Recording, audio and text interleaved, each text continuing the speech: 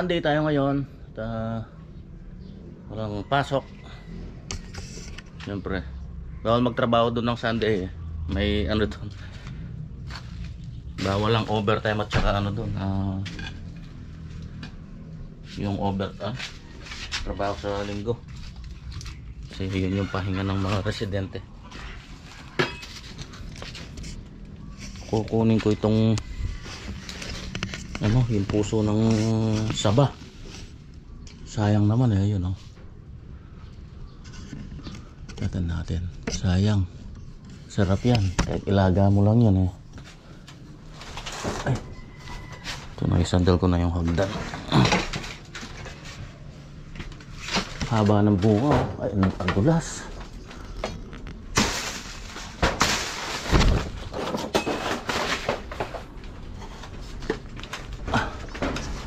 Nadulas sa flashing na ano, stainless. Ay, delikado mga idol. Ay.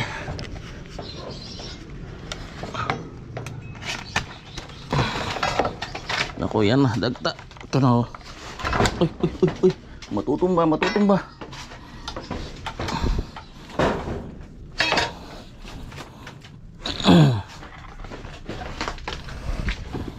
Tuluin natin yung kanyang dagta.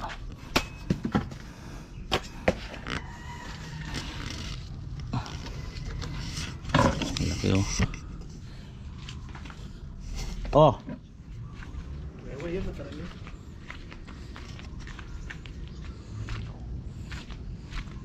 Mga dagta. Mga talong ni Black Ninja. Kunin natin. Mura pa. Ang laki pa. Sayang.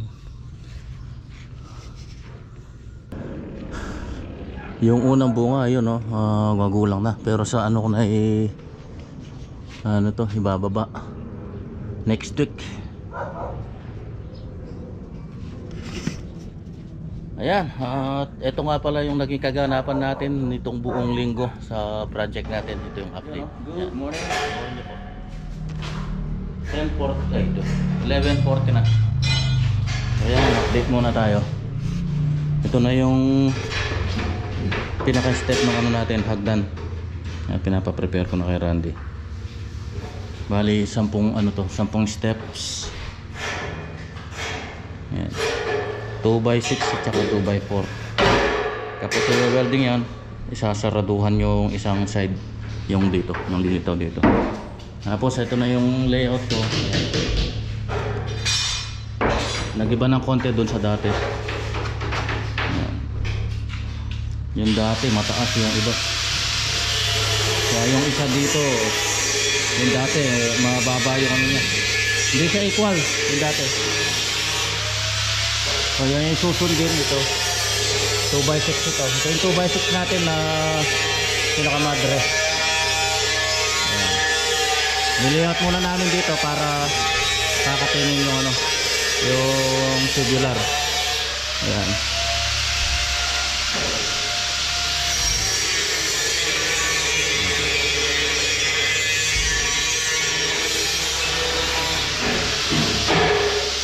Tapos nakapamili na nga pala ako ng mga tiles. Ito yung pang flooring dun sa taas na 40x40. Ayan, adhesive, grout. Ay yung mga pang wall natin. Ito pang accent wall yan, yung dalawa na to. Tapos yung the rest nun, puro ano, plain white. Ayan, ito, plain white.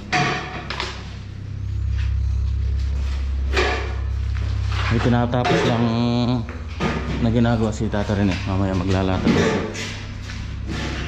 Pina-cluster ang kunti ng amin.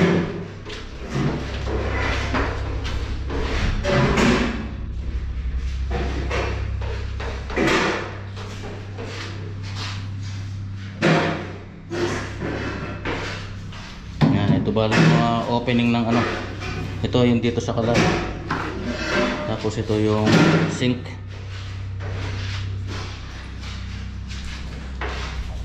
Ito tapos na. Yan. Turahan na rin. Yan, naka-screw na lahat yan. Ayos. Okay. 4:30 na. Pinapabasag ko na rin itong flooring dito. Yan. Tapos ito na yung mga steps natin sa hagdan. Si Tata rin na yun, nagtatiles na doon sa CR dito sa baba.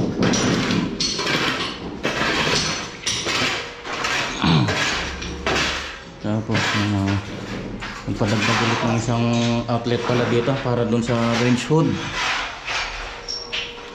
Yan, lubog na. Gusto na yan. Yan, ito okay na, may abang na yan. Doon na yan, anatul. Tumakbo na ito doon sa home run. Doon ako sa taas mag-wiring doon sa isang kwarto doon. Kita natin yung pinatiles ni Tata Rene.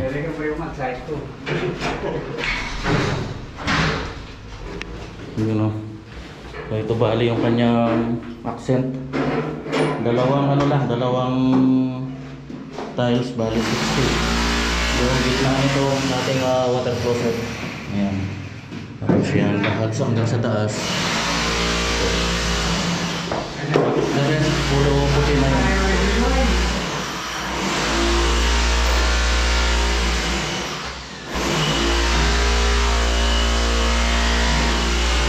Zero.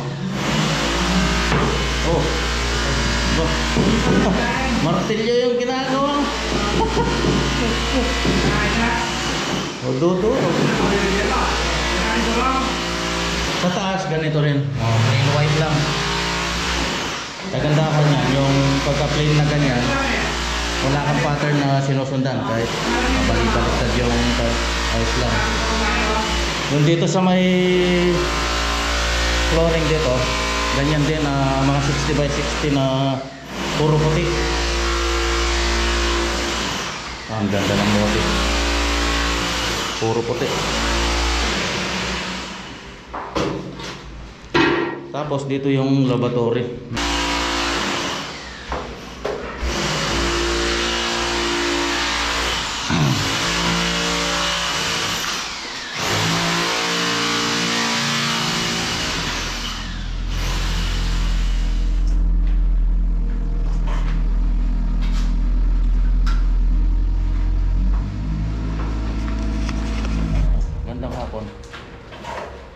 Siya na, busy na naman ng sobra.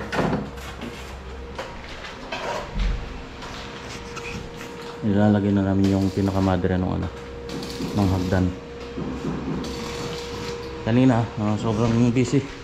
Ayan, bumili ako ng mga materyales. So ito yung mga metal paring. Tapos carrying channel. Ito yung Physem board natin para sa ceiling. Bali, yung iba nasa taas na, inakit na namin kasi habang wala pa yung hagdan, mas madaling iabot dito dahil maluwag. So nandun na yung iba, yung kalahati nun, tsaka yung mga itong partition dito na gypsum board, pati yung mga metal track at metal stud. Ayan, sasapak na namin to. Nag-wiring pa rin ako dun sa taas. Yung banda rito naman patapos na rin ako. Sasutak lang namin to. Tapos dito ayan, nakapag lalatag na si Tata Rene dito. Tapos ito pala may may niche. Yan So sukat ng niche 30 by 60 para sakto na isang tiles.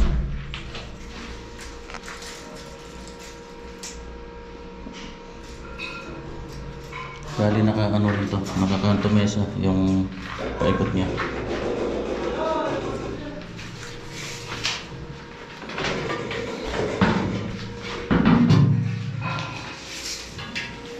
Tapos yung na-order ko na rin yung hamba doon. Kahapon pinagawa ko dahil iba yung sukat nito eh. Bali Medyo mas maliit siya sa 80. Sinundan natin yung kung ano yung dati. Kasi kung i-80 natin, masyadong malaki yung clearance niya dito. Yung dati 79 lang din eh. Ayan. Tapos to, yung mga prekas na to, tatanggalin na. Wala sa ice eh, oh. Wala sa hulog. Tingnan niyo dito, ang laki ng ano niya.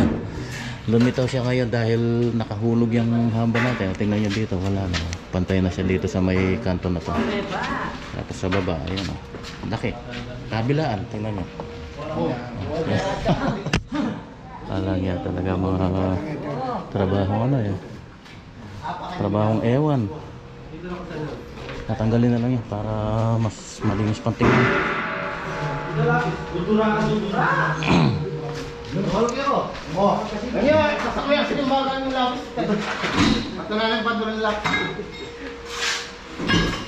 Ito yung ano, yung kakapit dito sa may ano dito, sa taas.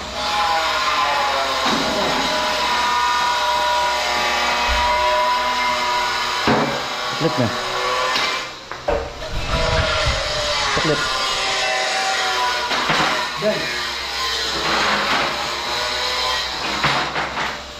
Dala ka persona rin yan eh. Meron ba yun yung lagi eh. Ayun yan. Ito bali papatong na dito yung nakalibel na to. Ayan yung ating layout. Tapos ano lang sa dito.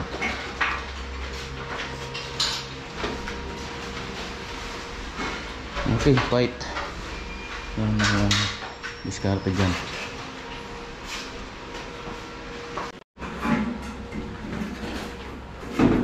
Pagsapak niya, yun na yun. Gamat lagi pa. Tingnan niyo yung layout namin na guhit doon. Tsaka yung tubular. Yan, diretsong diretso. Parang binaril eh. Ah, niya pantutod. Ah, liya, malawot yan eh. Malawot yan. Yapi na yan eh.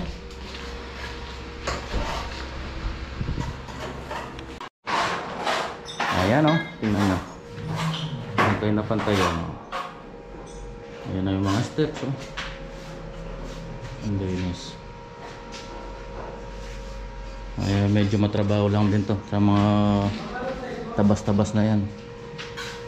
Bali gagamit namin dito 1x2 para lapat siya dito. Ganun. Tapos doon na tutungtong yung ating mga threads o yung ating mga steps.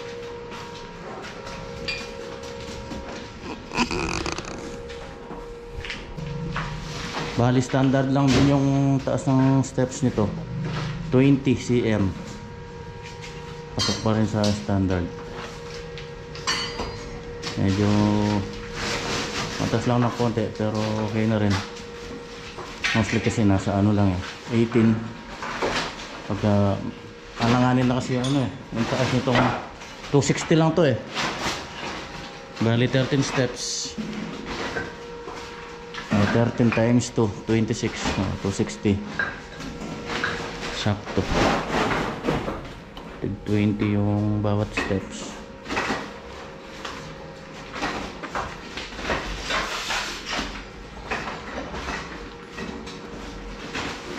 Tapos nalagyan na lang ng spike dito. Tapos bubuhusan para matibay. Tapos dito ipo-pull weld yan.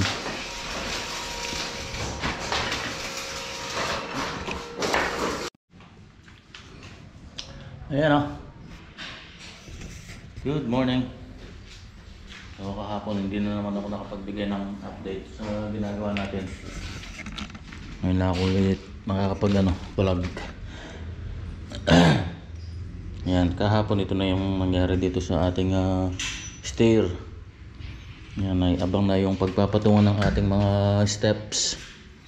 So dyan papatong yung steps natin tapos i-welding. So bago natin lagay yon, pinapa-grind ko muna kay Randy. Pagka nandun na kasi medyo mahirapan ka ng mag-grind kailangan malinis muna para swabe yung para malinis.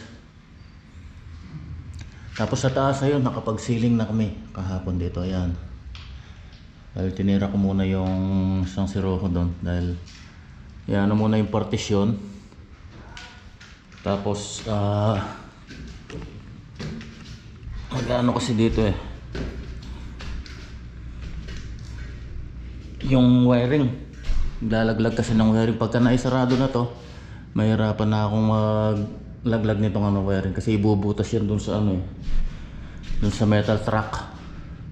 Tapos papasok dito sa partition. Yan, yung dito may ceiling frame na rin.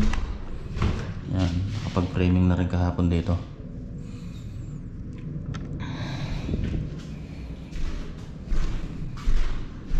Yung pag-wiring natapos ko na rin sa wakas.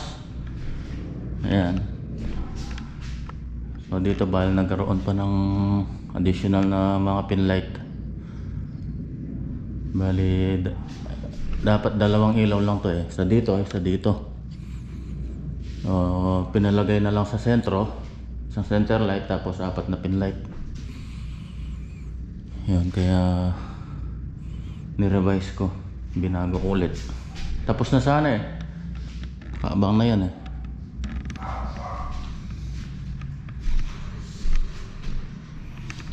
Tapos tingnan natin yung pagtatiles ni Tata Rene.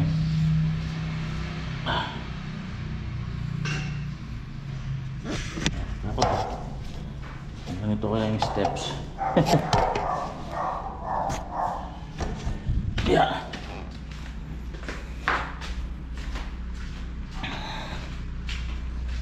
Sir Bon, good morning.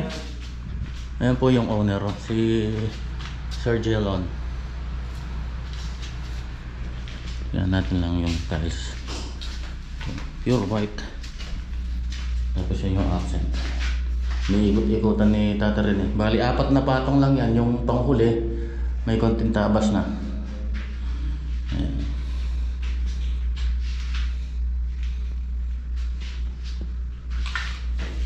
Ayos. Tapos yung sa floor natin dito 30 by 30 lang pala. Kala ko 40.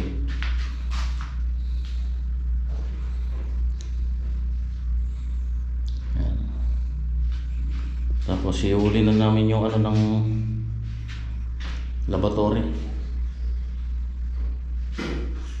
Yan good morning. Sabado na tayo ngayon. Yan.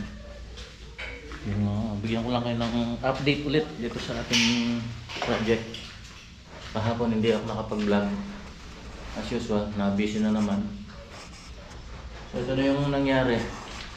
Natapos na yung tiles dito sa bathroom natin dito sa baba, sa ground floor. Yung wall pa lang, pinahuli ko na itong flooring dahil kailangan mauna muna yung ceiling natin. So nung mga nakaraan, hindi namin masaraduhan to dahil hinihintay pa yung yung exhaust fan. So kahapon nakabili na sila, kaya eto naipatuloy ko na. So bali ngayon sasaraduhan na to. Yun, na-install na yung exhaust fan. Ano lang yan, nilapat lang para makuha yung sukat ng yung metal paring, yung pinaka frame niya kung saan kakapit. Mamaya tatanggalin ulit yan, tapos lalagyan pa ng pinaka frame dun sa gilid. Tapos yung ducting nya, yung flexi duct na yabang ko na rin, kasi ko-connect na lang yan. Ayan, dito okay na. Saka na yung grout pagka natapos na lahat para malinis. Tapos ito yung flooring halos basag na lahat. Ito yung konting-konti na lang na yun. Tara sa taas muna. Yung mga steps, ito na nga pala, tapos na rin. So pinahuli ko lang muna rin yung dito, yung handrail. Dahil naglagay muna kami nitong drywall dito. Ayan, yung gypsum board natin. Ayan, sarado na. Ayan, ito na yung partition. Ayan, may hamba na rin. Ayan. So bali, pintura na lang dito. Actually, pwede nang magpa-skim coat yan eh, kaso wala pa tayong pintor. Tapos ito nasilingan na rin, ayan. Ito yung dito sa kabila. Yan. Yan, sarado na oh. Diba? Lumilinis tayo paunti-unti. Tapos nandito na si Tata Rene. Dito na siya nagta-tiles. Pinakyat ko muna. Yan. So ito, ganun din mangyayari. Kailangan masilingan muna bago yung ano natin, yung flooring. Tapos yung ano natin dito, yung pinaka laboratory, ihuhuli na namin dahil yung framing nun, ano din, metal din, tubular ang gagamitin namin. Tapos ibabaon na lang natin dito ng ano, ng bakal, tapos i-welding. So yan, payday na naman ng mga tropa ngayon. Okay, update tayo.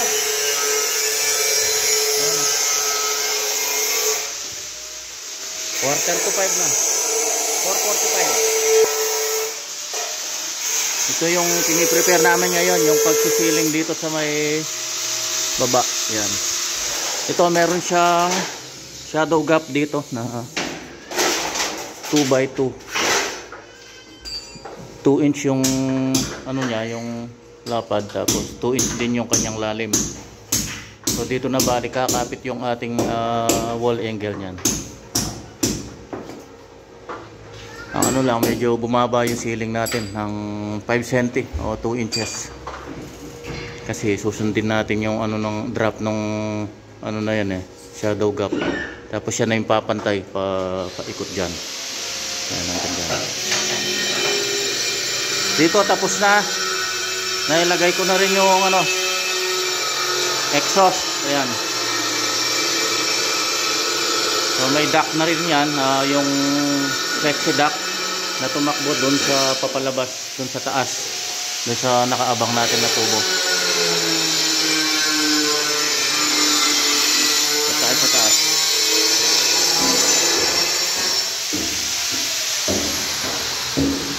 Uy, bumaba yung ulap.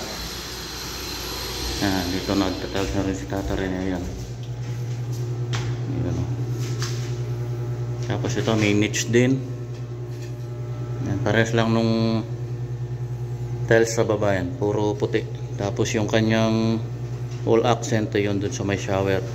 Yung sa baba, yung sa tapat ng ano, water closet. Dito yung sa may shower.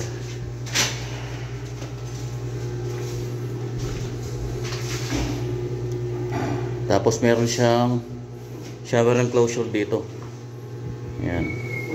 Ito yung pinto. Tapos fixed glass itong sa may ano na to, may maliit na wall breaker dito.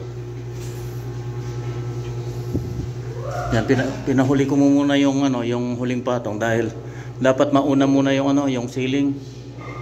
Pagka kasi nauna ito, wala nang pagkakapitan yung rivet natin sa ano, sa pinaka wall angle natin.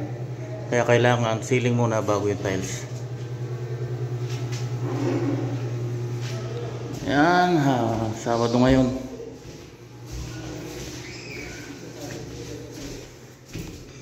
Ayan. Ito na yung medyo mabuting-ting na trabaho niyan. Dito tayo medyo magtatagal-tagal dahil puro buting-tingan yan. Pintura, pagmamasilya. Tapos itong flooring, ayusin din yung ano nito, yung mga malalalim, kailangan mapantay ng gusto. Skim coat. Finishing na, finishing. Tapos na yung mga ano natin, yung rack. Mga pinto, hindi ko pa pala na i-order. Saglit lang naman nila.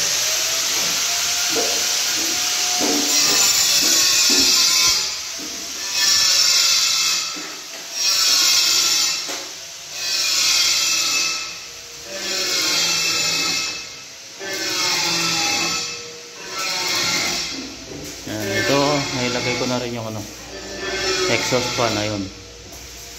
Gumagana na rin yan. In-off ko lang. Ayun, may switch na. So bali sabay siya dun sa ilaw. Nalagay ko na rin yung outlet. Functional yan. In-off ko lang dun sa ano, breaker.